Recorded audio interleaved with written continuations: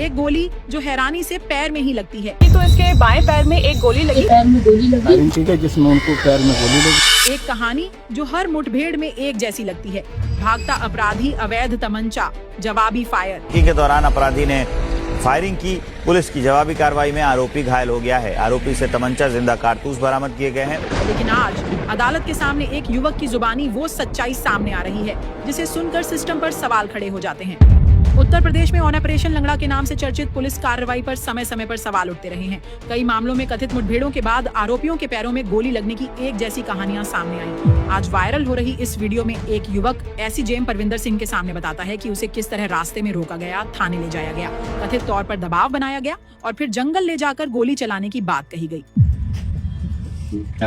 कैसे मारते हैं गोली? गोली सर, जैसे हमारी तारीफ थी सालनपुर की और हम बागपत से आ रहे थे। तो जैसे बागपत से आ रहे थे, हमको सामने पार्क पे उठा लिया। लोकेशन पे हमारा नंबर लग रहा था। तो जैसे उठाया, फिर हमको चौकी में ले गए। करंट लगाया, बजाय हमारा खेता सब करा, हमारे से कबूल कराया, हमने कोई कबूल नहीं किया। तो फिर उसके बाद जंगल में ले गए, जैसे शाम हुई। फिर शाम के बाद उसके बाद गोली मारते थे, मोटरसाइकिल ले गए उठा के थाने में से, और फिर हमारे गोली कैसे मारी? गोली के नीचे पड़ा मारी। क्या पूरा बताओ कैसे कैसे? ऐसे फिर ऐसे टांग रखते और कपड़ा रखते, इतनी दूर से गोली।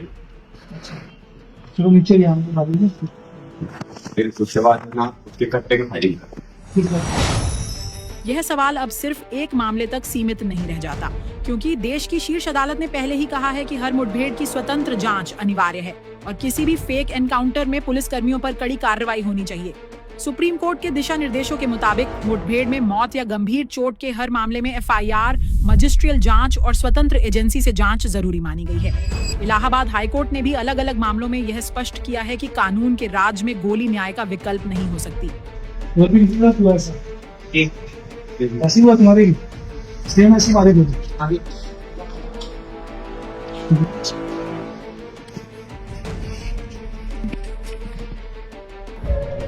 अदालतें बार बार याद दिलाती रही हैं कि पुलिस का काम आरोपी को अदालत तक लाना है, सजा देना नहीं।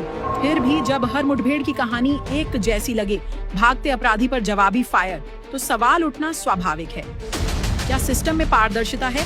क्या हर मामले में स्वतंत्र जांच हुई? क्या पीड़ित पक्षों को न्याय मिला?